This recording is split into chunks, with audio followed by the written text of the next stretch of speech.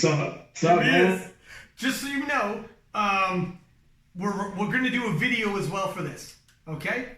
Okay. Just because I had Peter Spence on here from SPD, and I had said like in the Instagram like stories and shit, like, okay, we're doing some videos now, and then I swear to God, I thought I told him I was video recording it, and then when I posted on YouTube, he was like, "Oh shit, you didn't tell me it was video, creepo." I felt like a creepo videotaping a guy who didn't know he was being videotaped. I was like, shit. Yeah. But so let's crack on, my man. So just a little background for anybody watching, listening, whatever platform it is. We did the 74 Kilo Boys, and we had most of the big guns. Now there's a shitload of big guns in the 74 Kilo, but of them we had Taylor Atwood, who you and him are like neck and neck when it comes to those Best Lifter Champion of Champions awards. And that's never been more important than the SPD Invitational coming around.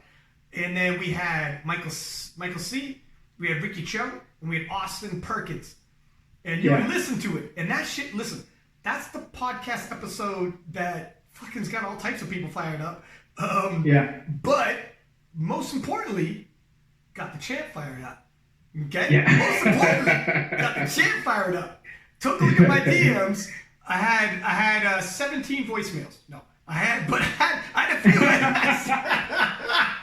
I had 17 voicemails. No, but I had some voicemails from the champ, and I was like, my man, the door is obviously always open. So we'll get you on, and you wanted to address a few things. So number one, what were you thinking when you heard it? What was it that was like, oh shit, that was foul? I need to address this. I mean, we all know that. What's his name? What's the Asian dude's name again? Ricky Chung. Ricky Chung. Okay, yeah. So I mean, that's his thing. He likes to talk a little shit. You know, he likes to poke a little bit. I was listening, and then like I heard my name come up. I'm like, oh, okay. Well, let me. I was cooking at the time. Let me stop cooking. Let me hear what's up to say. And it's always it's funny because there's always some bullshit when you hear. I love the guy. I love him. Phenomenal lifter.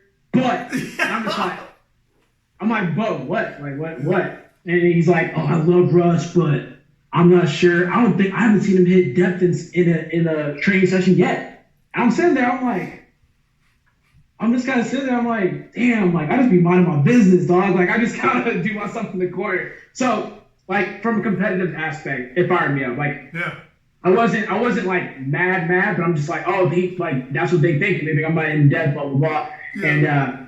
And it was fun. That's why I hit you. I started sending all those voice messages. I'm like, why do they keep playing with me? Like, this is what I'm talking about, like, blah, blah, blah. So it was more so just fun. It's fun, man. And just to hear them talk about it and stuff like that really got me fired up. So it is like because like obviously depth angle is absolute trash for Instagram. Nobody wants to see depth angle on Instagram. And the only reason why you post it is just to show people, hey, look, here's depth.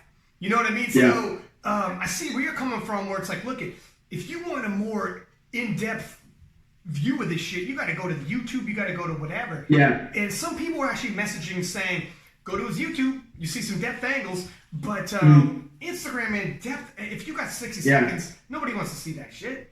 Yeah, like let me expound upon that as well. I don't even like defending it because it's like when you have a track record and like depth has never been an issue for me, why even address it? But I mean it's funny because for me, on my social media pages, like whenever I post and start getting ready for meet, people are like, I don't know about that depth, man. I don't know. Really? I'm just like, there's no need to address it because it's never been an issue for me. I don't change technique in training. I don't change technique in a meet. So I know that my depth's fine. It's just funny when I read comments like people like saying, oh, this guy's a clown, like he's not hitting depth, blah, blah, blah. That doesn't really bother me that much. But so when you post on Instagram and you're like a person that does social media, no one gives, like, if I'm being frank, no one gives a fuck about the side depth view. Like that, first of all, you can't see the weight. So that means that you're not going to be searched, like it's not going to be present on the searchable because it's like, you can't see the weight properly, right?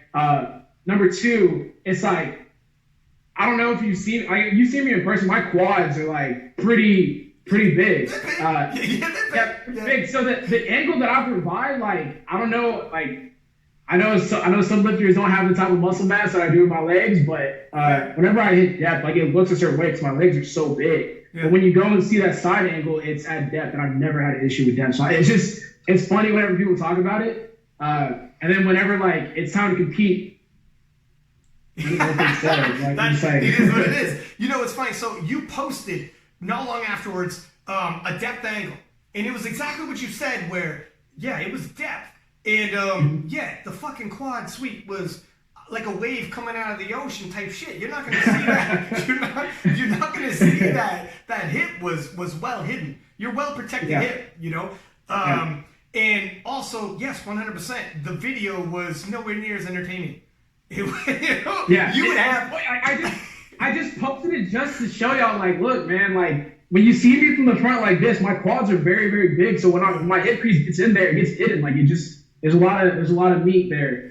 There's a lot of meat there. Okay. There's a lot of shit. You're not gonna. It's not gonna look. Depth on me is gonna look different from someone that has like smaller legs. That's what I'm trying to say. It's from that particular angle. From that particular angle. And people say judging depth from the front judge, it's always iffy.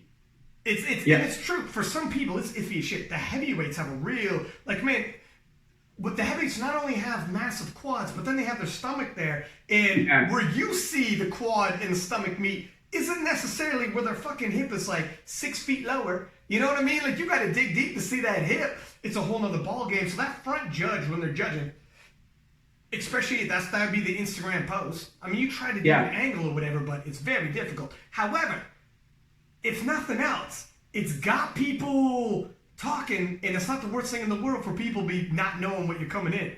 For people to be, you know what I mean? It's not the worst thing in the world, right? It's a storyline now. So it gives some kind of speculation. I guess. I mean, it's funny because it's just like, when has this ever been an issue for me in a competition? Like, am I a lifter that's known to be like, oh, I don't know, he might not hit depth into me? It's like, bro, literally just go look at my chart. Yeah, I missed on depth once, and I know the exact attempt. My third attempt at the 2018 Arnold or 2017 Arnold. Like that was like the only time that I've missed on depth. And it's just funny because like that's never been an issue for me. So whenever people bring it up, I'm like, if you're competing against me and you're betting on me missing anything on depth, hey man, have fun with that. Like that's a wrap. Have fun with it. That's a faulty game plan. Yeah. That's a bad game plan. But I will say another conversation that you guys had that It's funny because like when you listen to a podcast and you hear your name brought up, you want to instantly like respond, but obviously you can't. So Taylor brought up my third attempt on squat and said at IPF Worlds. We haven't even had a chance to come back and like talk about IPF Worlds. Yeah, we will. Yeah.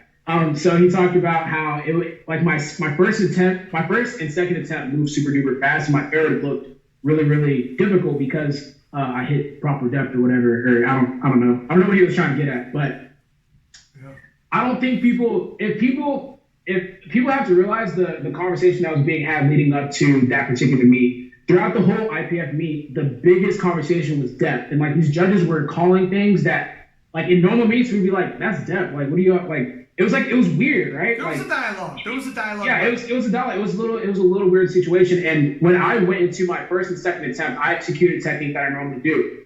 However, I knew that in this particular meet, for me to set myself aside or even have a chance at winning, I have to smash my third attempt. Yeah. And at that point, I was so confident in the weight that I could hit it. I had to focus on depth. So I sunk it like that. That was unnecessarily deep. Yeah. That's why I came out of the hole and it was a little bit harder than it should have been. My second attempt was 677 or something like that. And then we just bumped it up like another couple of 10 pounds or whatever, and it was 690. Yeah. So that's why it looks difficult, because I sunk it versus my second attempt. So I didn't want to leave any type of question about depth. So I knew if I close the door on my third attempt on squat, we're good. Like, that's it. That's all I need to do. So that's the reason why it was a little bit harder than my second one. It was just making sure that I left no plausible like chance. Yeah. To be missed. Yeah. If you had missed your third squat, the door would have swung open, and it could have been. It breathed new life into Brett. It was essentially you and Brett, a showdown between. Let's talk about that Worlds, because we haven't caught up on that yet. So going into that, obviously the previous Worlds, like that, anyone who thought, like, I hadn't seen you deadlift previously and knew going into Calgary when I saw you deading, I was like, man, he's usually capable of a lot bigger dead than this. Yeah. We had talked about that, how you're like, yeah, man, the dead was, you had some back issues going into that. The back issues are long gone now, because you just pulled 740 and your deadlift is absolutely flying. So going into June's competition in that showdown, did you know you were going to be was a 10 times body weight total, was that the game plan? And did you think that should be the wrap for Brett? Because it was, what was the game plan there? Okay, so like my mindset going into that meet was to just, I started prep this like the second I lost Worlds the first time around. Obviously, like I don't like talking about injury, but I feel like I could have done a lot better in that particular meet, and I was embarrassed. Like it's one thing to have a bad meet, but there's another thing to have your opposition have the meet of their life and like a record-setting performance. Yeah. So I remember I got off the platform, and I'm just like, Joey, I'm never gonna feel this feeling ever again in my fucking life. So let's get to work. So you're like tomorrow. Yeah. No, seriously. Whenever I got back into the States, I was like, we gotta start training. So my mindset going into that meet was just to make sure I didn't embarrass myself again. Like whether I came in first or second, it was just, we're not gonna have a performance like that again. So going into this meet, I just knew that if I was able to put in like month after month of consistent, healthy training, there would be a possibility to kind of like push whoever first place was gonna be. And I knew that was gonna probably be at like a 10 times body weight type of deal whenever we got closer to the meet. So that was, like getting close to the meet, I knew that I was due for a pretty big total. It's just whether or not that would give me the first or second place. That's what we're trying to think. It's so difficult at the upper end when you're trying to estimate what the opposition's going to do. Like, you could do the old, okay, if they hit this total, I'll add 5 to 6 to 7% on that previous total and assume they're going to hit that. But that's not real life. Like you've seen with yourself, real life, it's valleys and peaks. It's not always just going up. And oftentimes we prep for the worst case scenario. And we're like, if Brett hit 830, fuck man, maybe 850 this year. Well, maybe not. Like progress isn't always linear like that, and people aren't always 100%. In terms of sports, it's fucking rare to have 100%, walk in there 100%. Yeah.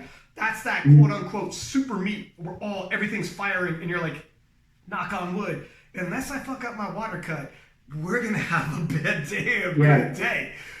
But I mean, we talked about this. So I think I jumped on a podcast before IPF Worlds to talk. I talked like it's just meets are circumstantial, man. Like your performance is literally just based on that day. That's why I embody that concept of like anything can happen on meet day, like anything. It's ebbs and flows. Like maybe you didn't warm up the way you wanted to. Maybe you just felt like a little bit awkward, and that throws off your squat just a little bit, right? Or maybe you're used to controlling certain things in your training that you don't have control over in a meet. Like those things play a role in like being able to compete at the highest level. So once again, like there's so many things to take into account. The fact that you got a weight cut, the fact that travel time, kilos, travel time, like kilos. Like I train on pounds, so kilos is a factor for me.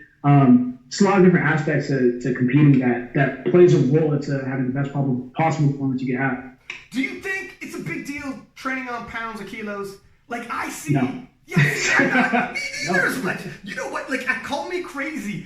It's not as big a deal for me. Like, I see people say that, and then when I look, I'm like Cafu, who's a co-host on this, he was actually in that flight and broke a world record for deadlifts. Yeah. He's only ever deadlifted with pounds, and you know what I mean? You just broke the total world record. Like, if there's any kind of effect, it's got to be minuscule or a lot of it mental. And if it's just mental, you know, it is what it is. But I mean, like I said, man, like everyone's different. If you feel like training on kilos throughout your prep helps you be a lot more predictable on meet day, so be it. But I've never had an issue to where kilos have affected my training and my ability to forecast what I can do at a meet so badly to where like I have to train on kilos during like training. Right? Yeah, I have to use kilos during training. Like it's not that big of a deal. Like once you get to a certain amount of weight, the bar is gonna have similar effect. So I mean, I don't trash people for wanting to use kilos, but I mean, I personally just can't train on kilos. I only have ever traded on kilos. And hitting competition, never in my life have I walked out like this feels different. Or pulled or whatever and been like, this shit feels different. Oh no. Like it all feels the same, especially when you're jacked up. Yeah, I will say, it like you can slightly feel the difference because the weight's a lot more central to your body. Yeah. For like a smaller like myself, it's a little bit more different, but it's like not big of a difference for me to go do that in training. Like it's just not. Where you gotta like drop thousands of dollars on a kilo set. Yeah, like it's just not necessary. Yeah, probably not. Yeah. Especially at the top end, like unless you're like fucking top end range. I don't know, man. Even if you're like Ray Williams, I think 1,000 pounds is gonna feel like 1,000 pounds. Yeah, it's gonna feel like 1,000 pounds way, like honestly. You know, it's gonna be minuscule. Okay. So after you hit your third squat and everything was flying, because it was not to say entirely anticlimactic, but were you paying attention in the squats and did you look back and realize, hey shit, Brett's squat was not what we had anticipated? Now this meet was very different because it was for me this was like a redemption meet. I wasn't so much focused on the competition or anyone like around me. I was just focused on making sure that once again I don't feel embarrassed when I step on that podium. Like whether it's first, second, or third, I just wanted to make sure that I knew that I left it all on the platform in a healthy way. And I just, that's what was my mindset going forward. So whenever I was competing, I was focused on the weight. Like I wasn't, normally I have a good understanding where people are, like I'm paying attention to misses, and like I'm understanding where this person's at, what this person is capable of. Yeah. So I didn't have any clue what anyone was hitting. All I knew was when I was up, and I didn't even know the weight that was on the bar. So I just knew that like going into this meet, if I just hit my third squat, I have a chance at like 1 or 2. That's all I knew. So once I hit my third, I was just like, let's just finish up the rest of this meet, man. Like, let's do it, and then that's it. And did you know, you must have known you broke a world record for squat? Yeah, well, I mean, just because like you can hear it. I think was that the world record? Yeah, you was can that hear the one Joey it's like, lost his world mind? record 10. Yeah. Was that the one Joey lost his mind on the sidelines? Well, I think so. Or was that the end?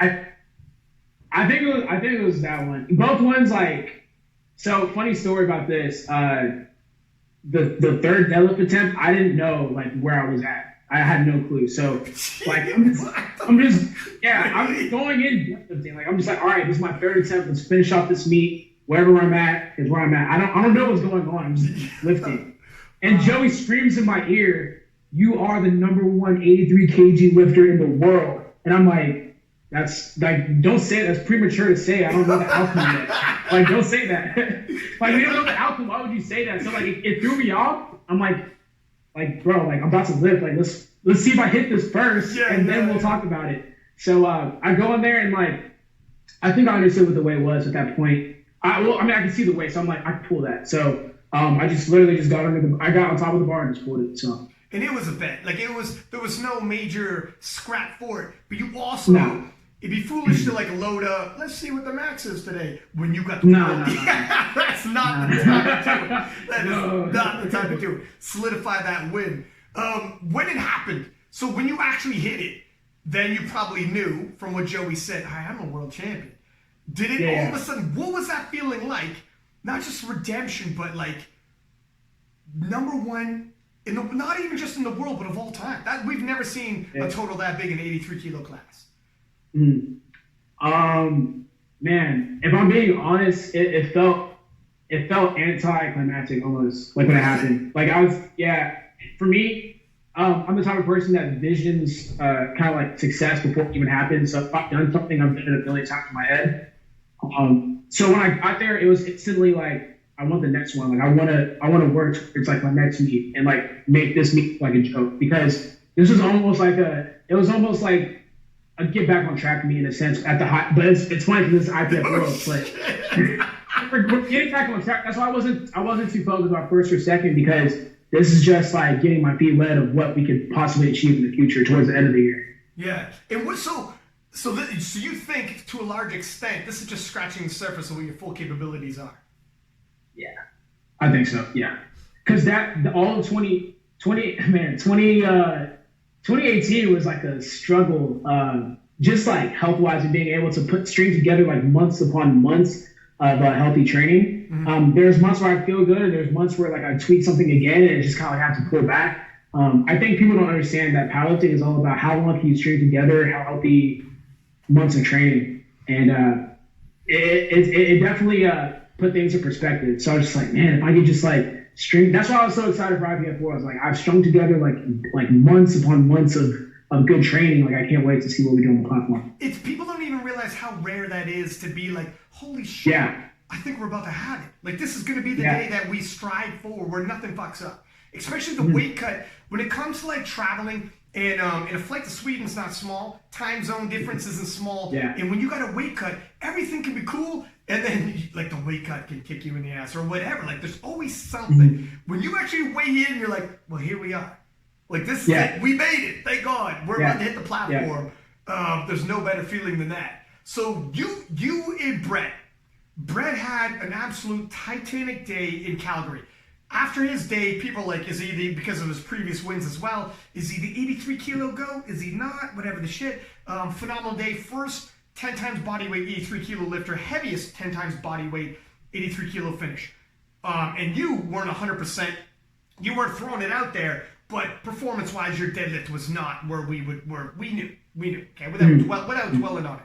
Going to Sweden, you fucking had a phenomenal day. Again, 10 times you joined the 10 times body weight club, world champion, world record, and Brett's squat is not what we had anticipated. It came down, and Brett also was like, "Man, fuck, it is what it is." You guys are both 1-1. Okay, so we need a rubber match. In MMA and boxing, they call it the rubber match. One guy won one, and the other guy's like, "Hey man, I wasn't 100% for that one." And then the other guy wins the rematch, and the other guy's like, "Hey man, I wasn't 100% for that one." And you're both now putting together resumes. You know, world records are falling left and right, and it's like Ali needs Frazier. You know, Pete Sampras needs Andre Agassi. You guys, you need each other to push. You know, to make it a storyline. Otherwise, it's kind of boring when you just show up and do the Mike Tyson syndrome where you just kick the shit out of all the contenders. It's like, well, you know, it's good. And now, just to make it even better, SPD announces their SPD Invitational, and we're talking. Look at the smile on your face, man. I didn't even say the money yet, but a little over $300,000 up for grabs. Champion of Champions, and Brett's going to be there, I'm assuming. The names haven't been called out yet, but looking at the criteria, if I'm not mistaken, I think it's by IPF points, etc. It looks like Brett will probably be able to get in there. It's not official yet, but we'll find out shortly. But let's just assume, for the sake of the scenario, the rubber match between two champions who've rewritten the history books and one of the better sporting rivals we've had, climaxing at the SPD Invitational for a fucking check that's going to be handsome, young man. That is a handsome check, more than likely. And then on top of that, we got Taylor Atwood, who won Best Lifter Champions Award, and he's going to be there as well. And we're having a little bit of a cross-divisional rivalry between you and Taylor. If you could put together that day, that you know, I mean, you're putting together some crazy numbers in the gym. What are your thoughts on that? I don't want to look too far ahead of the U.S. Raw Nationals, and we'll talk about that in a hot minute. But regardless what happens there, you're already invited to the SPD Invitational because you won Worlds. So it really doesn't matter what happens at Raw Nationals. We'll go back to that in a second. But what are your thoughts on this SPD Invitational? I'm going to take you just through like my emotional let's hear it. Kind of spectrum before it. So I don't know what it was.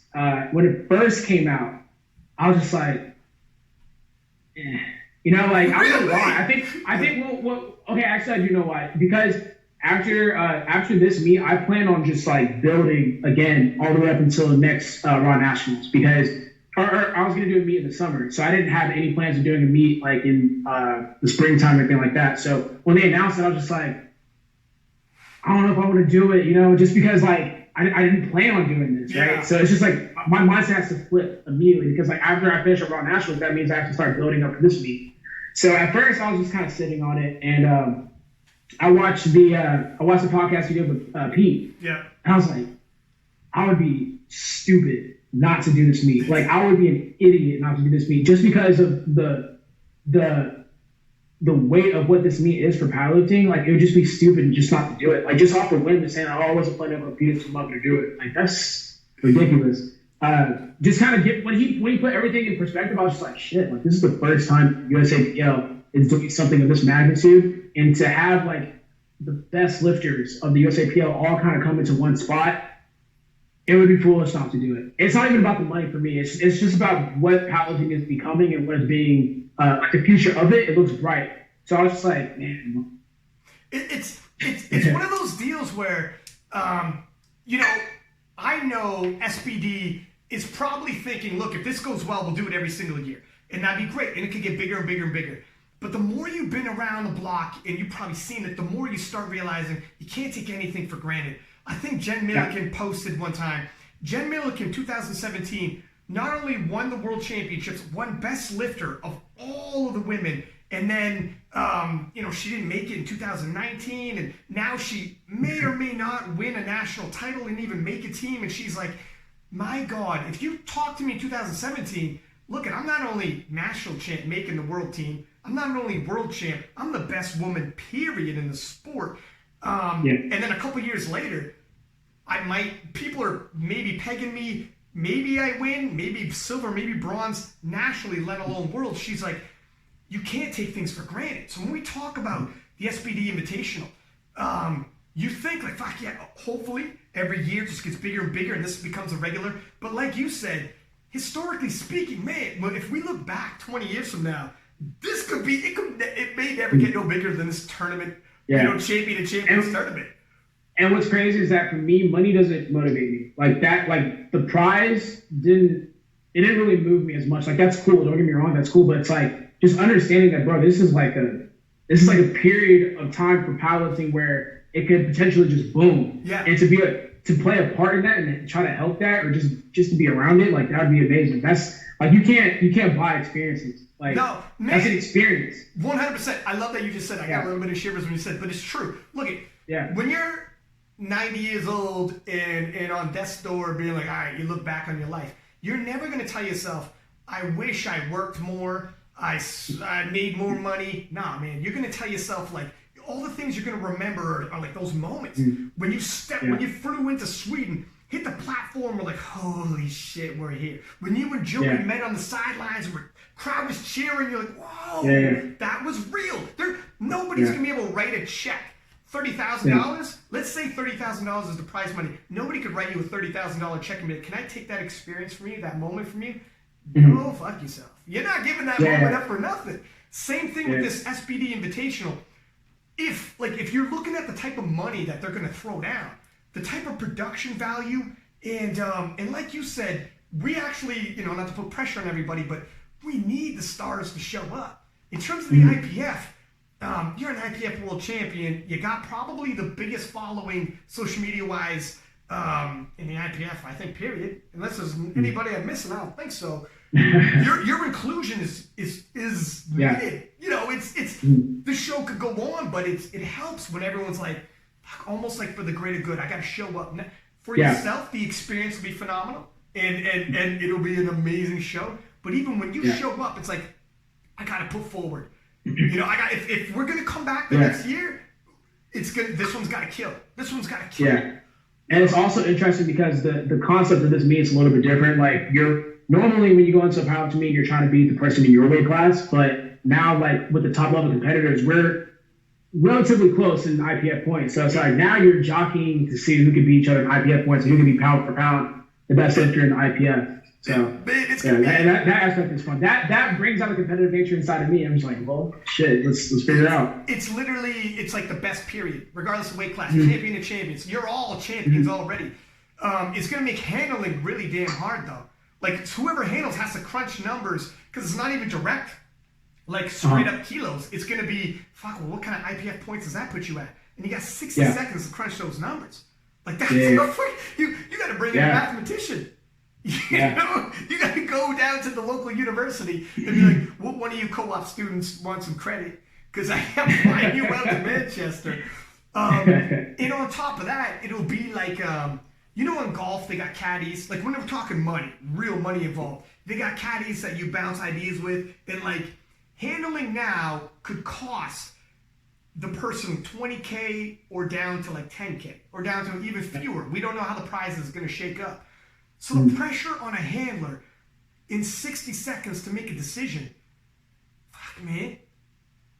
I'm kind of looking forward to the backroom chaos, like what's gonna be happening in there. It's like, no, I told you I wanted this. Like you just called me this, blah blah blah. I can't wait to see that. I'm a calm guy. Like I trust my team and I trust the people that are around me. So it's like there's not gonna be any type of screaming. I pay them to put me in the best position possible, and like that trust is gonna go a long way. Yeah. So we're gonna see who really trusts their handler on that day. It's gonna be fun. Are you gonna pay a little more attention? Only because, like, yeah, like, I think you got to. I think that's a little bit different. Yeah, I think you got to. I mean, it's a tough and even for the handler themselves, like as confident as I would be handling if I had handled, if it's Joey, he's done up to the world level several times now. But the pressure for that guy.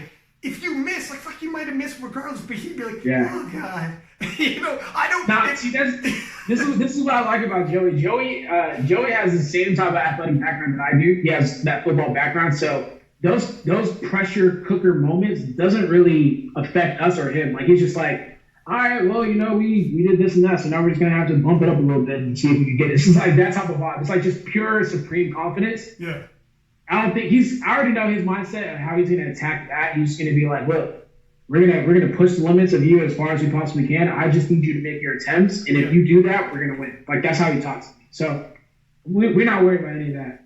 Yeah. I feel like if I was low in the bar and someone was gonna fail, I'd be like, please don't fail by like 2.5 kilos.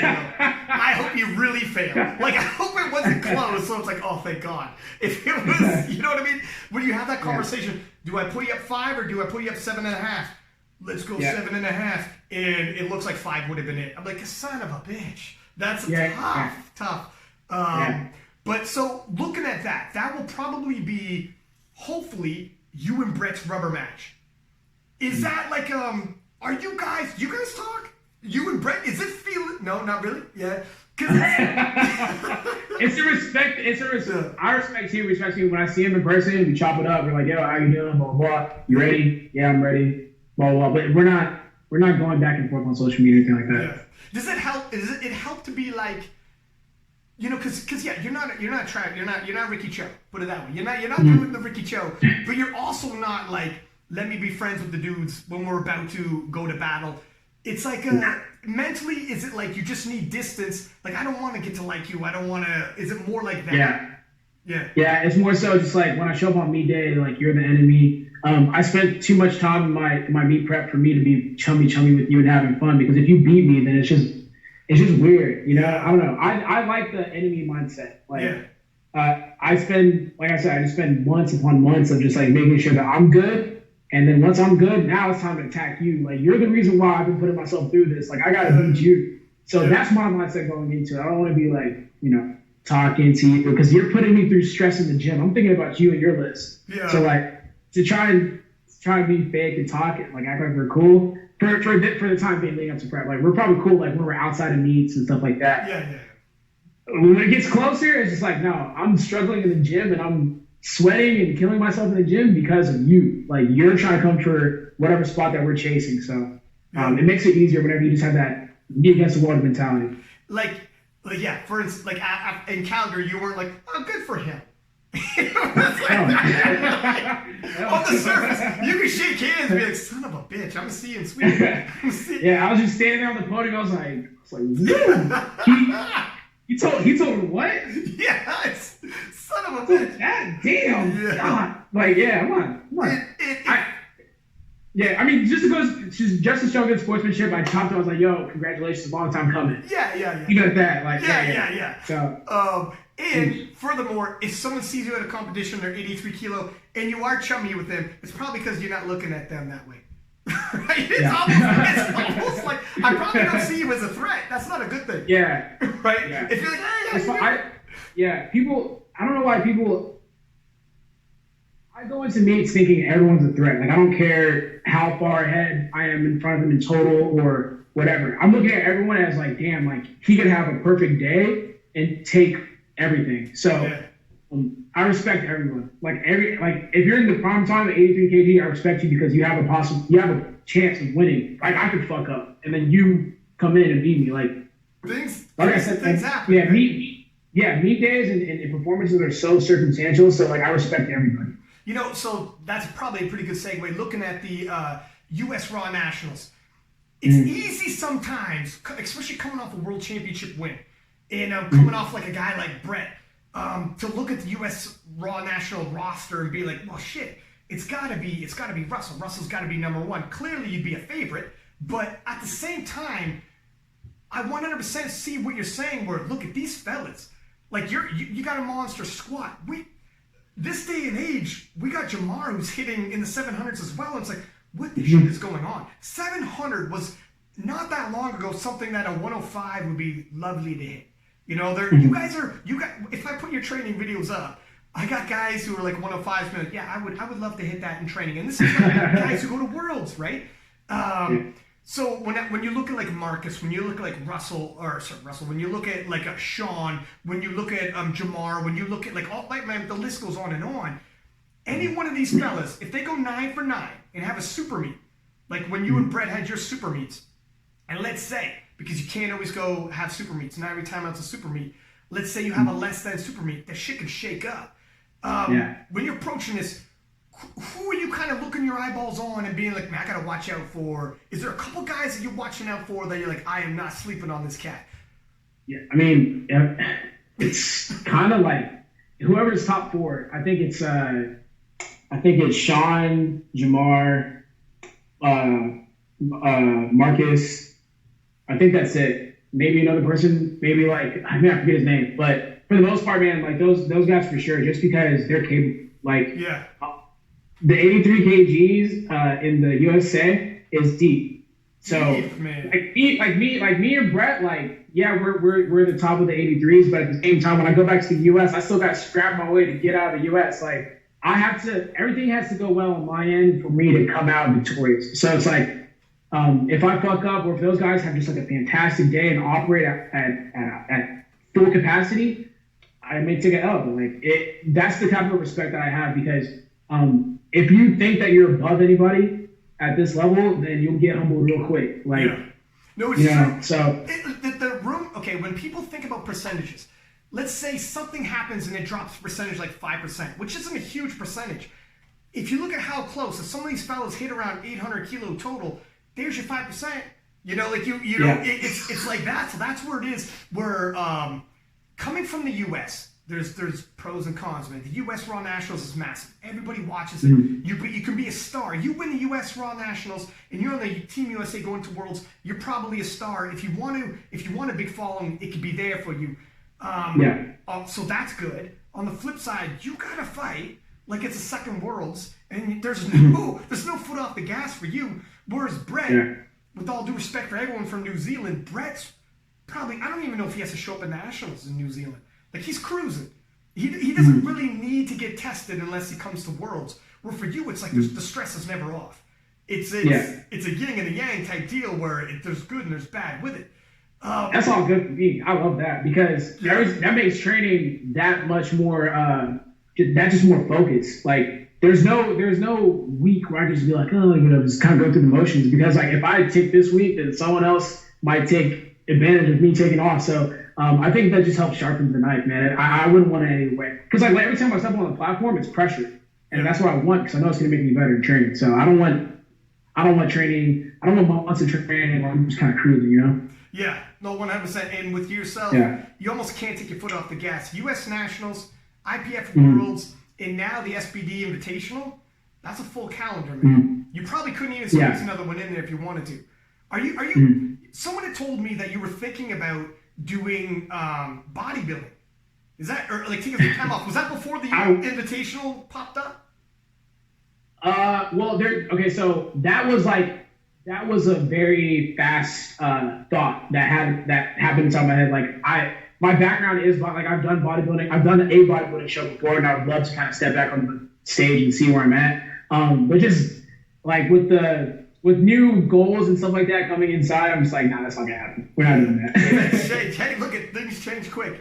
Like when Taylor was on here, he was like, you know, it's getting tougher and tougher. Kind of talking about how you were saying, I can't take my foot off the gas. These 74 kilo, like the fellas on the way up in 74 kilo are like 20 years old doing crazy numbers. And he was like, I feel the pressure. Taylor's 30. He's got like I think he's something in finance, and he's making some for real career moves. He's like, I'm down to training 3 times a week. I don't know how much longer I want to do this. So he's talking about, like, we were like, Taylor, is this turning into a retirement announcement? And then the SPD Invitational pops up, and he's like, right, maybe I won't retire yet. Like, it's a game changer when that kind of thing happens. Because now you can actually throw some money on it. When you look at this, do you, like, what are you thinking after, like, now that you won the World Championships, and that's obviously a massive goal, what are your future goals? Are you thinking, I'm staying 83 kilo, and you want to build a dynasty and start adding on to it? Or do you think...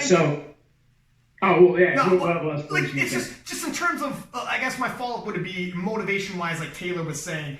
Is it easy to stay motivated and stay in this, or how do you feel about it?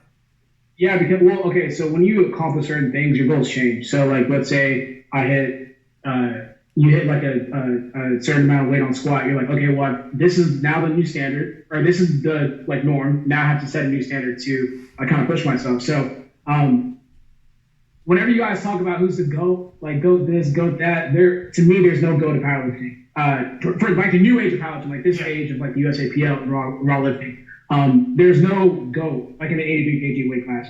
No one has a resume. Like, everyone has their little moment, but that's not what a GOAT is. A GOAT is someone that's able to prove their greatness over an extended period of time. That's my, like, recognition of a GOAT. So that's the new goal, man. It's just to make sure I'm able to maintain a certain level of strength output for an extended period of time to where my resume can't be denied. So that's my goal, like, to consistently be at the top of the 83s for the next, however many years I got it. So that's the goal. Yeah.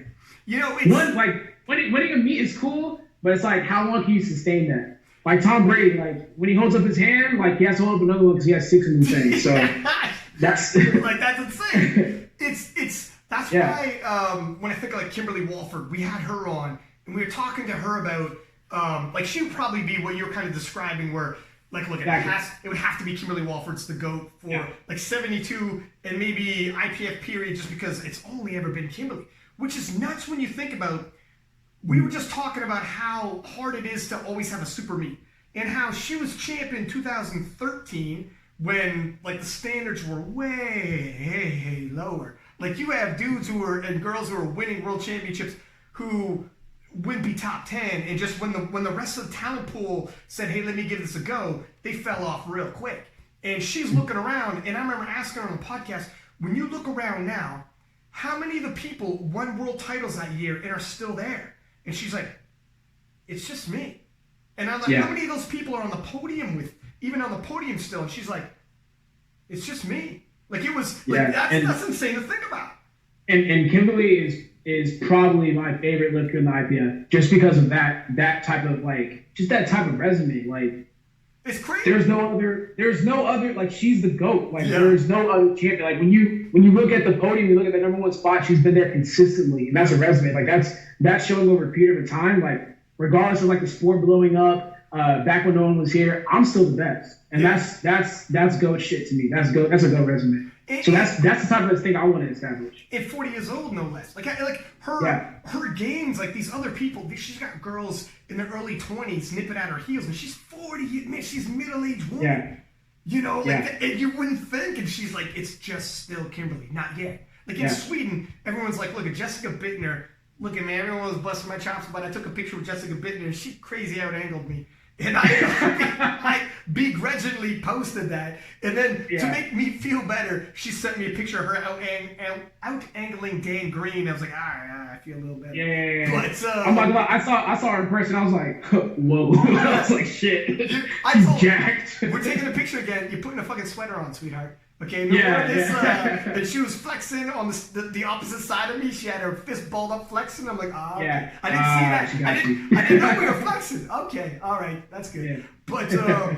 But yeah, like, when you see at 40 years old, she would have these young lions coming up, 20 years old. Like, Chloe Dublin's 20. She was a teenager like a few months ago, and posting totals. And to be 40 years old and be like, not yet. And when it came to Sweden, a lot of people, like, eventually it's going to happen. Eventually it's your day, and you just stuck around one championship too long, or one nationals too long. She was in the U.S. Raw Nationals year after year and just wasn't going to take it out. So some people were thinking, I can't remember if I picked her or not, but let's just say I did. For 23 But you would think, like, eventually, right? And when she loaded the bar for that last deadlift, you can't help but catch some feelings when she rolls up. And you could tell when she pulled. I remember when I was commentating, it didn't matter what they loaded the bar with. You had the feeling she was going to hit it. Like it was that old. Not today. Maybe next time. Maybe next year. Not today. Yeah. Not today. That's goat shit. It's like I go back to Tom Brady again. Tom Brady, they keep saying he's getting older, and he keeps going out every single Sunday. Touchdown, touchdown, touchdown. Oh, now I'm in the AFC Championship again. Yeah. Now Super Bowl again. So it's like I'm running out of fingers to put these rings on. Like, yeah. That's goat shit to me. It's got I know what you mean. Where you want to create a resume that's undeniable. Where it's not like, in a few years we could be talking about someone else like that. It's like no. Yeah. You're gonna carve a legacy. How old are you right now? I'm 24. 24, dude. You could be around forever. Yeah. The thing with powerlifting, you last forever. Are you thinking staying 83 kilo then? Yeah, it hasn't gotten difficult for me to keep my weight in check. Yeah, I mean, people think I walk around like 200 pounds or something. I'm just like, no. Like if I was walking at 200 pounds, I'd probably unsplit and move up to 93 because at that point you're losing strength whenever you're weight cutting. I walk around at like 190 to 193 at the most. That's bang on. Yeah. Right. So it just as long as I can keep my weight in check and stay within range of my water cut, I'm gonna remain 83 for a long time. The thing, like. So 93 kilo would be 205 pounds. And for a D to be like a full-fledged 93, you'd probably want to weigh in at 212. Man, you were fucking thick at 83. That would be ridiculous. Yeah. That would be ridiculous, man. That would be I personally don't like my physique when I get up to like that 200-pound mark. I can't do it. You know, when you you try to look nice at a gala or some shit, and you wear a suit and it looks like you're a box? There's no such thing. I'm already pushing the limit. Like I'm already kind of there. Like adding another 10, 12 pounds on that is just too much, man. It gets, I know what you mean. Where it doesn't matter what kind of you could buy the nicest clothes and they all look weird. You just look like a box constantly, like a bag. Just looks stupid. Like a full grocery bag. Like a full grocery bag. You're like, listen, I'm jacked under here. I got you. I know what you mean. When you heard, when you hear like Taylor and you in terms of like gunning for that like Champion of Champions award. Is that more just like for fun, or is that really on the radar? It's one of those awkward titles where it's like, because I get where Taylor's like, he's a good leap ahead of the rest of the 74s. He's trying to test himself, get something going, but it's tough to, like, a day of, in terms of calculations, it's kind of an afterthought where the chips fall, no? Or is that something on your mind where you're like, you know what, I want it all. I want the... Nah, I don't care, because like the IPF, so the IPF formula, it works to the advantage of like the 74s and the 83s and stuff like that, just because we have the most people in our weight class. So if you're able to be further away from like what the average is, then your IPF points are going to shoot up. Yeah. So he's so far ahead of like his pack, it's hard to like catch up to that because we have so many good lifters in the 83 kg weight class. So no one has really separated himself at a point to where it's like absolutely just like, okay, this person's coming in first, who's fighting for second? Yeah. But like I said, hopefully we get closer and closer to kind of closing that gap this meet, and then whenever that meet comes around, we can see who's really the champion here. For people like who are wondering how that IPF points works, it was different than the Wilks because, like you said, that's a pretty good explanation. Where it's literally just like where the cluster of all the good lifters are, how far ahead you are in relation to. Paul was on here and he wears glasses, so you know he's smart with math and shit. I'm always rattled when a dude who wears glasses lets me down when I throw him a math problem. I'm like, what? Comic books led me to believe you should know this shit. But he was saying how it's like how many standard deviations you are away from the pack. So in terms of like Daniela Mello and Amanda Lawrence, there's so many standard deviations away from the rest of the pack. That's why their IPF points are bonkers. Whereas some of the other classes that are uber competitive, that's the way it works out. At least I think that's the way it is. but whatever. It's slightly over my head. But it'd be nice. Yeah, you just have to, like, that's why Ray is kind of getting screwed over with that, because there's not too many, what weight class is he in again? Like 120 plus? 120 plus. So he's, in terms of body weight, like in terms of 400 pound men. There just isn't enough men his size to kind of get a proper idea of like how far away from the pack he is. There's so many lifters in the 83s and 74s. It's probably like the biggest class. Yeah. So when you're able to separate yourself from that pack, then it's like, okay, your IPF points are just going to shoot up. Yeah. How shocked were you? Here's something we didn't talk about. I actually want to get your opinion. Did you watch the Ray Williams in Sweden? Yeah. Dude? Yeah. I swear to God, I was like, holy, it was weird when that happens to Ray, because it could happen to almost anybody, and if like, Ray almost represents, because he's made ESPN. He's made worldwide news when he squatted 1,000 pounds. When that shit happened with Ray, it's not even like he felt it, where it's not even just for himself. Some people, if they bomb, they had a shitty day, and like, I let my supporters down. But when it happened to Ray took it as, and some people felt it as, like, that, he has powerlifting on his back sometimes. Where that was like, I remember, I was commentating live, and you're just like, holy, I didn't even know what to say, man. It was weird, man. It was like watching Superman lose a fist fight. It's like, what the shit? This is not the script. Yeah. I mean, for me, like, it's kind of like what you said. Like, he's the lifter for the IPF. Like, when he competes, like, that place is packed. They're all there to see something just ridiculous. So I think for him, I can't speak for him, but like, I can only imagine, like, when you have that type of weight on your back, not speaking about just like physically, but I'm just talking about emotionally, mentally. Yeah. You're literally carrying powerlifting to a sense. So it's like, whenever you just don't have a good meet, and that feeling just has to be so bad. So it's like, I tried my best. I was like, yo, let me like hit him up and say, yo, man, like, this is just gonna make you come back stronger. Like, I'm younger than him. I mean, I'm sure he knows that, but I just wanted to let him know, like, bro, like, man, it's gonna make you a savage, like, going forward. So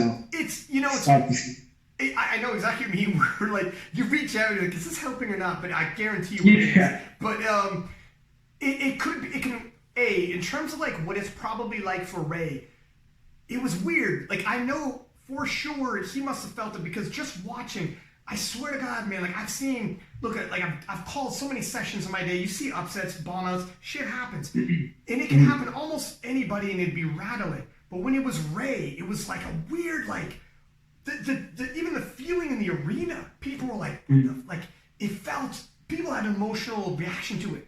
And Ray does carry it on his back a little bit, just in terms of, like, he is going to be the dude who makes ESPN and makes the international list. First guy squat 1,000. He's the strongest powerlifter we've ever seen in the world. He's like that larger than life character, and you meet him in real life, and holy shit, he really is larger than life. He lives up. So for him to bomb, the pressure though, the double-sided of it was insane.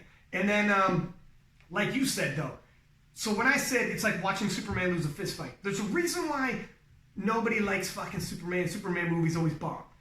I don't know if you like Superman, sorry, but there's a reason why.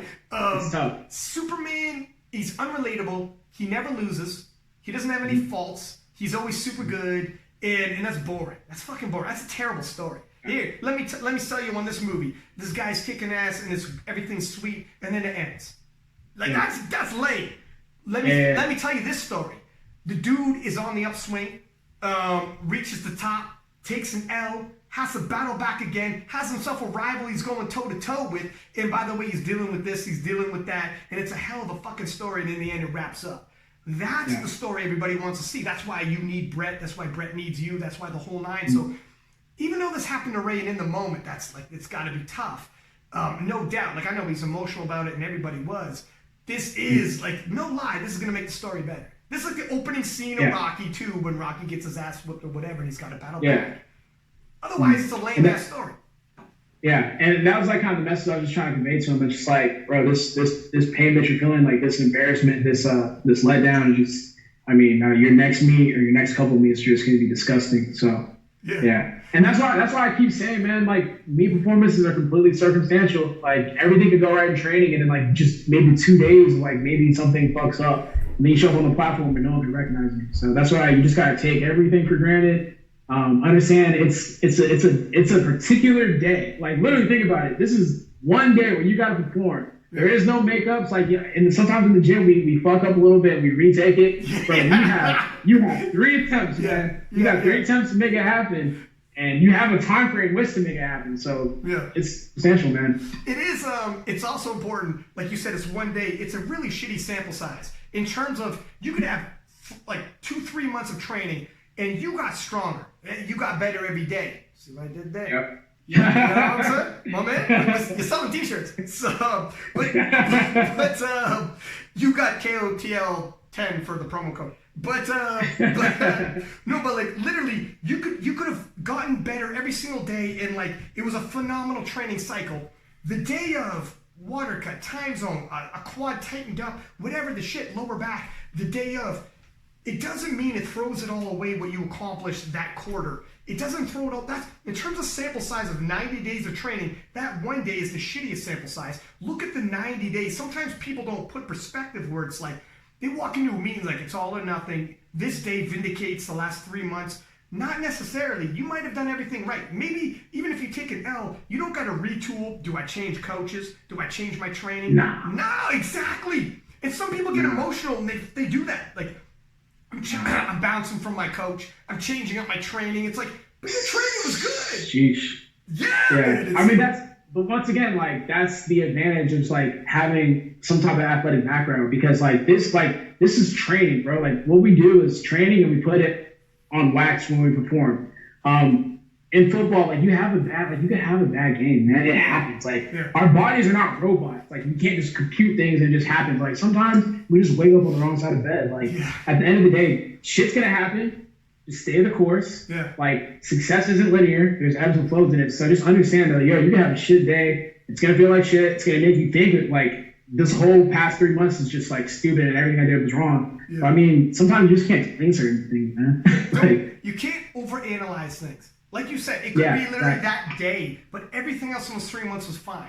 And while you're looking for a reason in those 3 months and trying to retool, like, your camp, some people do that. They're like, they can't put it on themselves or be like, it was just is what it is. They start searching for a reason, like, I got to take this guy out, put this new guy in type shit. I mean, it is what it is.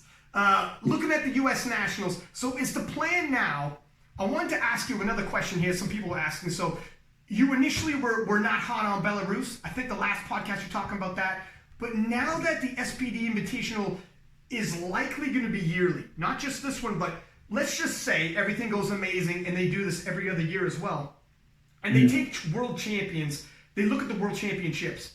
Does that change possibly going to Belarus? Or you'll have to see when you get there? Or what do you think?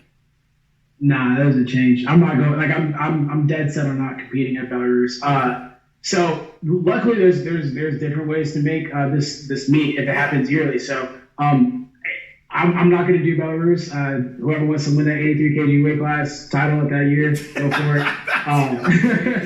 Go for it, man. I'm not going to be there. So the goal is to do if I get invited to do this meet upcoming in March, and then I think it would just be.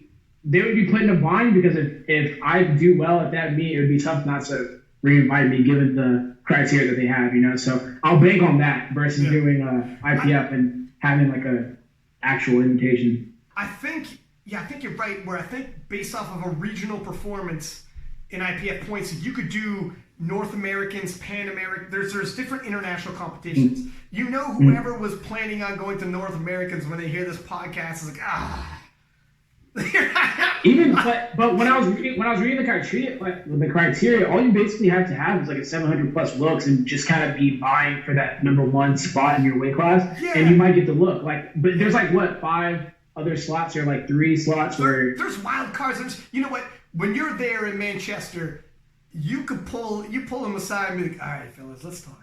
We know what do I gotta do? What's going on here? Let's talk. You could sort it out, I'm sure. Because it is what it is. Yeah, we'll see. Hopefully, man. Hopefully. I just know for sure. Yeah. I'm for sure not doing Belarus this year or this upcoming year. Yeah, sounds good. Yeah. And looking at the U.S. Raw Nationals, so we're thinking Jamar is probably going to make an attempt at 700. we might have two 700-pound squatters the first time. Wait. Okay. Is there any way you can edit this so I can just like go to the restroom really fast? Hit it, my Okay, man. I'll take like 2 seconds. Oh God. Yes, my man, just so it's easier for me not to edit. Because you know I hate editing, my friend. Yeah. Oh shit, we can hear you pissing. I might have to edit it. Can you still hear us, Russell? You can still hear us. Hey, let's continue the interview while you. Yeah. So it's all about these questions. All right, we're good. I mean, I'm coming back in, but yeah, just He just turned the camera. Hey, listen. As long as he's just pissing, I don't even think we gotta edit that. That's fine. Okay. Awesome. Perfect. Right. That was a first. So much better. Well, I don't. There's nothing worse. That's why I messaged you like I gotta rock a piss one more time. Even if I don't got to, I know. And you're chugging water like a mofo. You're probably I'm waterloading. drinking water, so I just gotta go. That's it. I've had a competition around the corner and I was water loading while doing these, and man, there's nothing more uncomfortable than feeling like you got a balloon filling up in your intestines with water. Yeah. But we're thinking we're gonna have two 700-pound squatters. And whoever gets the lot number advantage that gets to squat first will be the first man to do 700. That's just a total luck of the draw, which is kind of like shit, man. Unless, and this is a big unless, somebody goes 700 in their second attempts. Now, I don't want you to tell me your game plan, but if Jamar gets that lot number in terms of so he would be lifting first, just by lot number. Like, he's going to go for 700. Unless he's having a shitty day, he's probably going to load up 700. And that's like a hell of a... Everyone remembers the first. You know, the first man to do this, first man to do that. How much does that mean to you to be the first? Or what are you thinking? Hey, what's that Drake line? It ain't about doing it right, it's about doing it better. That's true. That's true. I mean, it's tough because... If you become the first man to do 700, well, if there's a man behind you that's going to do over 700, who cares about the first 700? You know what I'm saying? Like, I'm not talking about him specifically. I'm just saying, like, period. You know what I'm saying? So it's true. You know, like if Ray was the first to squat 1,000, and then a dude came right after Ray and squatted slightly more than 1,000. Yeah, then it becomes a little different. It just takes the air completely out of that 1,000 that he did, right? So it is an interesting because I don't think we've seen too much of that happen. Like the first 4-minute mile, a guy just ran a marathon the first time ever, sub 2 hours. I don't know if you've seen that. Yeah. Which is I've seen it posted. And it wouldn't have been as crazy if a dude right behind him was like, yeah, but I just fucking was number 2, like 2 seconds behind you, man. Exactly. Like. So I remember when you first started talking about this, you're like, we might have a possible 283 squat over 700 pounds. Like, who's gonna be first? A lot of numbers important. I was like, I mean, it's not. I mean, if one person squats more at the end of the day, So I know what you mean. I don't even know how I feel about it. I think if I was the first and someone else squatted me, I'd still be happy. I'd still hang. Put it this way, it'd be in my Instagram profile. Perfect example. Whenever me and Brett first faced off at IPF Worlds, I squatted a world record for my third attempt, and then he came back and just broke it right after me. No one cared that squat. No one cared. Like, it was over in 2 seconds. Yeah, sort of. I still thought it was pretty dope because you were saying first man. I don't know. That's me. I mean, it was cool. I mean, it was cool. Yeah. That's like co-host Caffrey, this poor freaking guy. When it comes to deadlifts, the guy's got no luck. In a competition, I wanted him to break the Canadian national record one time, and Paul, who's another co-host, was handling him. And dude, to get a bronze at a regional event, at a like who gives a shit event, went over the national record and loaded up the fucking world record to pull for a bronze, missed it, and I'm texting Paul, my man, and he goes, yeah, we were pulling for bronze. You fucking did more than that. You pulled for a world record unofficial, man. Like, what? Yeah. He goes, I didn't know the national record what it was. Then, at a national level meet, I'm like, all right, he could be the first Canadian 83 to pull 700. So this will be the new thing we want, okay? He goes, all right, cool. Paul, again, is handling him. And the dude loads up 317.5 kilo. So I'm watching a live stream, and there's calf week, and over top of him, I see 317.5 kilo for his third attempt. And in brackets, they show the pounds conversion. It's 699.98. And I'm like, son of a bitch, Paul, I'm trying to message you, like, look up. Look right above you. Look right above you. There's you about to walk out, and there's the, and like, he goes out, hits it. He's like, I'm the first. I'm like, shit. And Paul's going to tell him afterwards. It's like. So that's a bad ride home. That's an uncomfortable ride home. And then the World Championships, my poor, like, goddamn Caffrey's such a nice guy, too.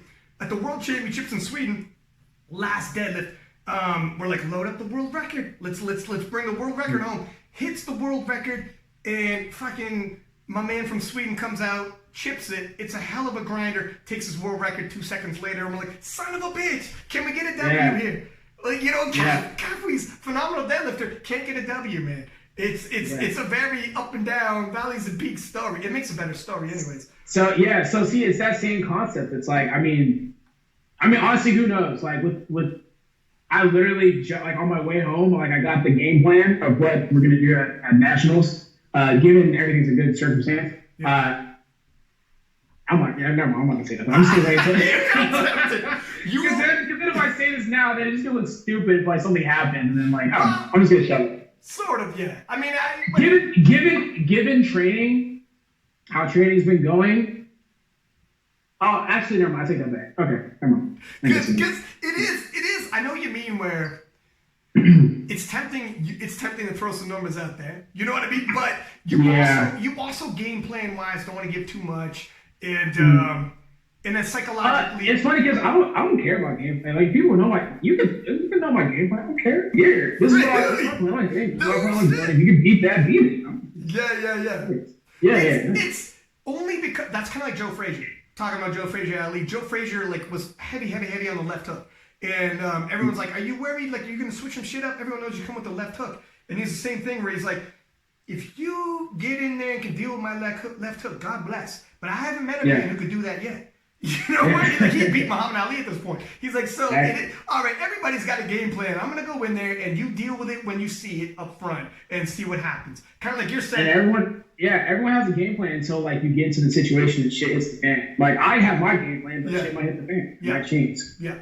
That's why there's no point even saying it. Like, it might go that way, and why not? And the only reason why would be if you gave the game plan and then you veered day of, like the worst thing you give somebody, like you know how motivation, when you roll up on a bar, if you are resigned to second in your mind, you're like, look, I'm not going to catch up, and you're resigned to something, it feels different. If someone pulls you aside and said, listen, this is for the fucking title, this is for, like, it's there, and you think, holy shit, are you kidding me? Yes, it matters. Like it's like when the mother lift the car off her son type deal, and that happened. That happened, right? Like adrenaline and motivation, like not just in our sport, but is a funny thing. So if you go in there saying certain numbers, and then all right, the day had to shift, you adjusted. If you don't want to give somebody hope, we're like, oh shit, Russell was actually he's not having the day he thought he was, and all of a sudden, all right, he still might be enough, but that dude all of a sudden has a different fire in his belly. All of a sudden, he's like, this is my day. The last thing you want to give a contender is hope. You know what I mean? You want to keep the foot on his neck, so to speak, right? Metaphorically speaking. Yeah. But, so I understand what you mean where, you don't want to get too crazy with numbers. Do you see it? It's gonna be fun though. What I love doing is like kind of looking back at the narratives that were had before the competition, looking back after. Like, it's just like, oh, man, people thought this would happen. People thought this would happen. And when it showed up, like, none of that shit came true. I just love stuff like that. My man, I picked you as a silver for Sweden. You don't got to tell me. I mean, you don't got to tell me. I never looked at you and said, yo, why'd you do that, man? Like, given my performance from last year's meet, and then given what he did, I would have picked me silver too. Like, you can see what it's the toughest job in the world doing picks. Yeah. Where you're like, it is that sometimes it's like you're picking who's gonna have the on day, off day, whatever the shit, or like neck and neck. Oh man, it's so hard. But you gotta. Yeah. I hate, that's too strong, but when people shy away from picks sometimes, and I understand it, some people have too many clients and they're too ingrained so they can't. But if you don't do picks, people will listen to podcasts and go out there on a limb. Go out there on a limb. Like you kind of have to. It's a sport. People aren't going to get caught feelings about it. It is what it is. Like you can't be the guy to play it safe and be like, oh, well, what if it's interpreted wrong? But in terms of, I know what you mean. Where like, yeah, man, narratives change real quick. Like after leading into a competition and after a competition, and sometimes new storylines emerge where it's like, holy shit. You have battles where Jesse Norris, who was like before you fellas was probably like the god of powerlifting at one point. And going in there, you would think, man, he's just gonna run through everybody. And then 172-year-old David Ricks came down to the last deadlift. 172-year-old David Ricks said, hold my fucking coffee, or whatever the hell old guy, what does an old guy do? I don't know, whatever. But hold my benches, and he goes in there, and dude, it came down to the last deadlift. And I love, who doesn't love David Ricks? I met him, I did like co-commentary with him. They're like, pick somebody for a co-commentary. I'm like, I'm grabbing fucking David Ricks. I see him, I'm grabbing David. The dude, you never should meet your heroes. The guy lives up, and like, he's the fucking nicest dude. He commentated with me like M3s or M2s, and then the dude ran around back, shook everybody's hand. He didn't know who they were, but he made them feel like, holy shit, David Ricks is back here. So he's one dude who does live up for anybody listening, but nonetheless, the storyline changed where from one dude's gonna roll over everybody to, oh my god, okay, Jesse won, but it was the fight of his life down to the last deadlift, and it made it better. But narratives change, my man. There's no question about that. So we'll have to see how it all shakes up. But but nonetheless, listen, we've had you on. It's man, we're cruising through for like about an hour and a half right now. Appreciate your time as always, because I know this is getting close to crunch time, and you're probably water loading and the whole nine. Love to have you afterwards. Obviously, leading into the SPD Invitational, we're gonna have tons of preview shows, analysis, and no matter what, you're going to the SPD Invitational. We would assume. So as long as you stay healthy, whatever, stay healthy. That's for sure. So, is there any last words you want to give, as well as thank yous to sponsors before we let you go? No, I just appreciate you taking the time out to talk to me. I know, like, this is like super random. I was just like, yo, I need to come on. Like, I love it. I need to clear myself up. Like, dude, I love it. It's good though. Yeah. It's good to have a passion. It's good to like, let me get in there, let me talk, let me see some things, right? And like you said, I just wanted to defend myself. I'm like, sheesh, man, these guys were going in. It was like 5 straight minutes. I was like, bro, are we not gonna act like this is like this has never been an issue for me? Like, are we really talking about depth right now? Like, come on, man. You're like, can we? I like how you go. It's like 5 straight minutes. You're like, can we move on already? But I mean, for the most part, what I want, like, if you're listening to this and like you're new to powerlifting, or maybe like you've kind of been in the powerlifting community, I just want to kind of say, like, yo, look at what this is becoming. Like, look at the production that SPD provided for, what is it, the Sheffield or Chef something? Sheffield, 2020. The 2020 meet. Like, look at the production. Like, that's what I wanted. Like, that's what I was talking about. Like, our first time talking. I think that powerlifting needs to do a better job of kind of like with the production, because that's going to help the sport grow. And I think that in the last couple of years, like SPD, other companies that like A7, like all these other different companies have stepped up their level of production. I think that powerlifting is just going to continue to skyrocket. Man, and now like, think about when we first had that conversation in like 2017. Now we're talking about an SBD meet that is shoveling out $300,000. Like, and that's just handouts. I can't. So I had a conversation with Pete on air and off air, and I don't want to let the cat out the bag because I'll get some messages from Pete. But my man, the production, what they have planned, like, it's going to be. He talked. It's fuck, man. Yeah, I mean, he doesn't have to say it, bro. What they did for the trailer alone, that's ridiculous. And I think that people, like, when you're able to create like kind of like this vibe, right? Like this thing, like visually that you're like, I want to be a part of that. Like, people, like, this thing is powerful. Like, your phone, like the way you consume media, that's a powerful tool that powerlifting is finally starting to utilize. And I just can't wait, like, to just be a part of this and just kind of like see where it's going to take the sport. So if you're a powerlifter that's listening to this, or maybe if you're just a normal person that's listening to this and you thinking about jumping into powerlifting, there's not a better time to do it. So, dude, what are we going to be talking about in 2 years? Jesus. Who knows? To like, yeah, like this next meet, like this SPD Invitational meet might go so well. Like this is just gonna spark so many different things. Like this might end up on ESPN. This might get the attention of the Olympic. Like so many different things that can happen.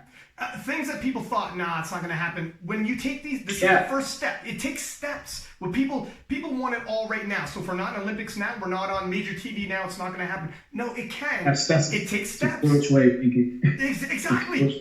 It takes steps, and you guys will do your part. You're already doing your part. So thank you very much, my man. Muchly appreciated. Yes, sir. Stay healthy. We'll talk soon. Good luck, my man. For sure. Appreciate it, man. Appreciate it. See you, buddy. All right. And there you have it, sir. Do a quick outro with my man, Yes. And we're back online. So, we're just talking to Russell. I was saying, so my man's is when you were like, who we got today? And I was telling you, like, Russell can talk. Mm-hmm. And the reason why I like having Russell on, so not only is a world champion, bodied up like a motherfucker. He looks like a bodybuilder. He did a bodybuilding show before. Dude is jacked as shit, like you would expect a powerlifter look. And got that $1 million smile going on. Everybody sees it in the pictures and whatnot. Looks like he's a poster boy, but he can talk. He's charismatic. He's the type of dude that you'd want to hang around him because he's going to be able to fill it with like a conversation, as opposed to you're going to do all the heavy lifting in that conversation. It flows easy. He's got energy. Yeah. He's got big dick energy. And I like that about a young man. Okay, carry yourself. Sure you do. Right. Yeah, I like that about you. When you enter the room, you'll be like, I don't know what it is about this guy. Yeah. I don't know what it is. He hasn't even said nothing yet. But everybody's that's that big dick energy. You know what I mean? And people are gravitating towards him, and other males in the room bow down a little bit. And show your neck as soon as you walk by. They show their neck. There's in the crocodile. Let me just give a little background for that.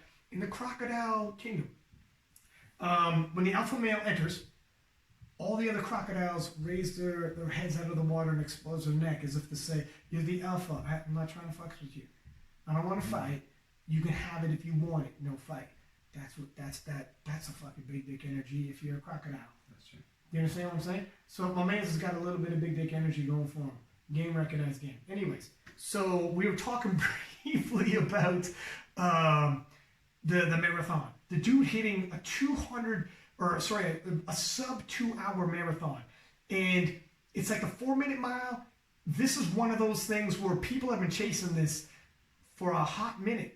People have said, like, when is this going to happen? We've gotten close several times. This man came within a minute of it. Now, a minute might not seem a lot. A minute is huge when it comes to a marathon. Trying to shave a minute off your time when you break out the calculator and pacing is phenomenal. And when this kind of thing happens, in terms of sports, like, I'm all over it. It's like, when Ray Williams squatted 1,000 pounds or whatever. Mm-hmm. It starts being like, what is the next limit? And we talk about a sub 2 hour marathon now. What are we going to talk about in like 100 years type shit? There's actually Kristen Dunsmore, who's a powerlifter. She's been posting a lot recently about, she's worked doing studies with like people's, like the brain chemistry and how, for instance, in an MMA match or boxing match or football quarterback, you have a split second to make a decision. Boxing matches, when you see the punches coming at you, MMA, when you're rolling around, there might be a submission attempt, and you're thinking it's like a chess match. Same with football, whatever. If I make this decision, what are the repercussions? What are the counters to this, etc.? Or am I beating? I go all in this way. He's going to read the probability of his reaction, and then my reaction to that reaction opens up a different field of play. So some people naturally have these abilities. They call it in MMA and boxing, fight IQ. In football, they call it football IQ. I remember, to tie the two, Brock Lesnar, the heavyweight champion in UFC, was also a professional wrestler. Before he went into the UFC after professional wrestling, he had flirted with the idea of going into football. Tried out, I believe it was with the Vikings, made it to the very last cut. And they said, physically speaking, off the charts. Strength, speed, explosiveness. But his football IQ wasn't high. And they were like, and it'd be too long to teach him the football IQ to make these clutch decisions. Kristen Dunsmore is now a part of a research firm right now where they're looking at, can they actually increase athletes' ability to make these decisions, not just because you're reading the plays over and over, but what makes these decisions happen. Some people are born that they can make these proper decisions. It's not natural instinct. But they're starting to, this is the next level shit, where there's for a little while, like 60s, 70s, 80s to an extent, maybe even into the 90s, some people thought if you're a hockey player, you just do hockey. You want to be better, you just do hockey. Strength and conditioning, you're wasting your time putting in time in the gym. But like they were behind in the time. Same with boxing, MMA. You want to be a good wrestler, you just wrestle. And now then it became the craze. No, you gotta get yourself a strength and conditioning coach and better yourself physically like that. So that's for like the last 20 years where we were at. Now we're starting to get to the point where it's going to start being like the mind training. And not just learning the playbook, but they're researching now what they could do that just like outside of just memorizing the playbook to make your abilities to make split-second decisions like that and honing in on them. And they've actually done studies showing when you're making these decisions what the brain looks like compared to different individuals, and studying what stimulated that, what section of the brain made that happen. And this is what the future is going to look like, man. Like in all sports. So when we're talking about how can we get much faster, how can we get much stronger, how can we get like better in terms of like all these different sports. Well, if it's a strategy sport now, it's going to look like we're a caveman running around in the football field. It's a whole new different. It'd be a whole other ball game, man. Like when we talk about Neo downloading some shit, like I'm not saying that's like in the next few years, but this is the beginning pieces. Yeah. Where you have to start, how does the brain process information and how do you make it better? And that's just sports applications. Don't get me fucking started on what happens when the Army gets a hold of this. Ooh. That's how we go into, and we talked about this before, but like, army of robots and body enhancements. That might just be the next step, my man. Now we're strategic planning to winning competitions. Next is like, all right, we've done so much with strategic planning and strength and conditioning. Listen, Kristen Dunsmore, God bless you. You know, you got that. She's a nice girl. You might be ending the world right now. Okay, I just want to put that on right now. You said it. When we double back to this podcast, people are going to double back in 20 years and be like, it was her. She created Skynet. Is that who it is? And I just know future me is going to have to come back and kill Kristen Dunsmore. And I don't. You don't want to do Sure, that. I said that, but it is what it is. Future me will come back. Don't say that though. Just in case you do come back in the future, there's nothing on record though. So. She's gonna see me at the next powerlifting competition that I'm at, and she'll be like, Ryan, and it'll be fucking. It won't be me though. No. Because she'll be like, I thought I like how you're that quickly in the story. No, it won't be you. No, it'll be you. 20 years from now. It'll be me 20 years from now, and guess what? Here's the kicker. I'm a fucking cyborg. Yeah. Okay, I'm a fucking cyborg.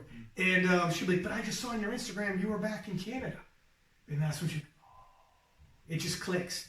She goes, you came back to kill me. It's too late for her at that point. Two guns come out, and she's like, I've been waiting for you, motherfucker. What took you so long? Because I knew. She's ready. She's strapped too. She's strapped too. That's where the movie starts, not where the movie ends. Believe me, because she could probably whoop my ass. She's in physical shape. But it sounds like a John Wick 4. It's gonna be. Well, it'll be a series. It's not gonna end after the first movie. Okay, I'll be wounded, but I'm coming back. Okay, they're gonna keep sending me. But now this is seriously the beginning. When we start looking at this, all bullshit aside, yeah, they're gonna fucking put this into the military. Come on, man. Yeah, it's going to be. If it's not already there, anyways, but we just don't know about it.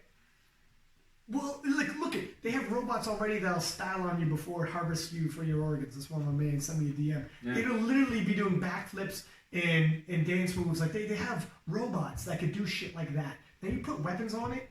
How the fuck are you gonna stop it? You're gonna shoot it a million times while it's deking and dodging. You're a robot running down the street doing parkour from building to building, doing backflips, and then next thing you know, if you got a gun, you're like, that's a wrap. I'm just dropping the gun and be like, that's it. I don't know if you take prisoners, but I don't know if you have a dick, but I'm almost right. I don't know what you want to do. But that's big robot energy right there. But that's a big. Hey, listen, man, we're on a different level. And then if the humans themselves are like ultra. We already know physically what we could do with all the different chemicals and whatnot. Times that by God knows how much. And then, and by the way, the split second, they can download information and make decisions based off of that. That's what we're looking at in the future. Yeah. So it starts off with sports. And I like how I always bring it to the end of the world, but it's the end of the goddamn world. That's it, yeah. we had a man run a marathon under 2 hours. Signs of judgment. Check this motherfucker. Yeah. That's it. People are celebrating. I'm stockpiling weapons. Yeah. You understand me? People say, I know what the signals is. Stock up on perishable food items. That's just like not perishable food items. Do you understand me? But make sure you live close to a Costco, just in case. And here's another thing that's crazy. He's Kenyan. They're all from Kenya. Mm-hmm. I think there was people might slide in my DMs with this, but there's some kind of background culturally. Like in Kenya, for instance, in track and field in Jamaica, Jamaica's got millions of people. Under 10 million, I'm pretty sure, which is a fraction. Because Usain Bolt, correct me if I'm wrong, Usain Bolt's from Jamaica. 100. Oh yeah. Usain Bolt, the fastest man, woman. They're all no, right now it's U.S., but historically speaking, he broke a record. Historically speaking, there's a shitload from Jamaica. Yeah. If not right now, I think it's an American, but in history, a lot from Jamaica. Like Donovan Bailey, who's Canadian. Correct me if I'm wrong, originally from Jamaica or family line from Jamaica, like Jamaican descent anyways. Ben Johnson, Canadian as well. Like in Jamaica, it's part of the culture. So even though they have far fewer of the population, a weird amount of people have been like the fastest man or woman in the world. Mm-hmm. Kenya, when it comes to marathons, I don't know what the shit it is, but it must be like inbred in their culture where you just come up and run it because it's always Kenya year after year. Mm-hmm. And running isn't exactly a sport with barriers. No. These Kenyans aren't don't have money where they're pumping into the program. We can't keep up because they get the money they're pumping in. No, man. You got people just running with whatever pair of shoes and I'm going to make it. Just out of hustle. And that's all it takes for running, right? All you need is a pair of shoes. And desire. Yeah, and that's it. Yeah. Right? You need a pair of shoes, your desire, and then commitment to actually go out there day in, day out and run. Because running is not an easy thing. It's going to be mental when it comes to a marathon. Yeah.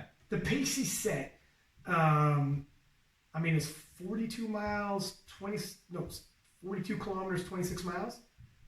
So that's he ran 13-mile average an hour. He ran 21 kilometers. 21 kilometers in an hour? Both hours? No slowing down? That's true. That's a 21 kilometers an hour? That's a whole lot of mental toughness. Right? Well, man, how far am I getting in an hour? I don't know if I'm getting 5 minutes. I don't know if I'm getting double digits. Is that fucking pathetic? In an hour? No. For average Joes like you and I? What do you say? It's worse? Well, I thought I was being conservative. You're like, all right, well, settle down. Yeah, come talk to me when you hit 5K in an hour. Dude. But, anyways. All right, I think I can do double digits. All right. But we're going to practice that this summer. You're going to call me the fuck out on this, aren't you? You could have just let this slide. But, it's phenomenal what that dude's doing. As soon as that came up, I wanted to bring that up. I'm not a huge, obviously, distance dude, but I'm a sports guy. Yeah. And I love it when new barriers get hit. Mm-hmm. But, so anyways, it was a phenomenal interview with my man, Russell. I'm glad he came on. The U.S. Nationals is going to be, a great show. I love what he said, where these dudes are good enough. I can't sleep and rest on my laurels. Mm-hmm. I go 7 for 9, 6 for 9 in terms of my attempts. These dudes are close enough. And he's trying to build a dynasty. Yeah. Even if he's not going to go to Worlds and you get your world selection based off of this, he's like, I'm going to be greedy. You don't build a dynasty on taking L's. So if I'm not going to, so you're not getting a win on. Even if he's not going to go to Worlds, he's still going to give it his all. Because I want to win. Yeah. That's how you build a dynasty. You don't get dynasties. He seems like a young man with a vision and a goal in this sport. And like we said it on the podcast, he's only 24 right now. He's going to be in that game for a long time if he chooses to, man. God knows. And he's breaking records, hitting numbers like this early on. 24. We're only at 24. He feels like more of a veteran. Yeah. Because he's already done so much, but it's kind of scary, man. And he's got competition in his weight class as well. And he does. That drives him even more. 100. Yeah, if he's skating on his own, if he's running against himself, it's a lot harder. Yeah, even if he was like a guy like Taylor, where you're at the top in your competition, where there's no one really kind of giving it to you. There's a spread. There's a bit of a spread. There's a spread. There's a distance between you and the next guy. But for him, I feel like if he even has the slightest off day, if he goes 2 for 3 in squats, all of a sudden it's no longer. Yeah. It's a fight. It's a fight. Yeah. Like maybe not. He could still win, but it's now become more interesting. Yeah. Because if one of these gentlemen goes over 800, it's more interesting. I feel like he's a heavy favorite. Look, he's a heavy favorite. I'm not gonna lie. You know, we got to build a little tension here. He's a heavy favorite, but you can't. This is powerlifting, and he said it himself. Like he doesn't take. I don't. He's like, if I see you in prime time, you're in the top 10. I'm not looking past you. Yeah. If he's not looking past you, we shouldn't either. Right? That's the type of mentality you gotta have. Yeah. But glad he came on. And anybody watching, by all means, man, you gotta post this up in your Instagram stories because what he said is true in that this is how we're gonna build a sport. You know, we gotta rally together. Guys like him need this exposure. All of these athletes need this exposure, and these events need this exposure. We have to keep pushing and endorsing these events, watching these events, and because this is the first step. This is year one, hopefully, of the SPD Invitational. We're starting with $300,000. Year 5, are we talking television? Are we talking $1 million? We're not going to get there unless we all rally around each other. So give us high ratings, subscribe, leave comments. I will comment back. We can discuss. If you want to debate anything I said, slide in my DMs. That's fine. But I prefer put it in the comments, and it might instigate a debate or conversation with other people jumping in. But if you prefer just to do a private DMs, go ahead, because I got people DMing me, calling me out, and we get into a private debate, and it is what it is. So anyways, until next time, from Six Pack Lab, Yes, man. Peace.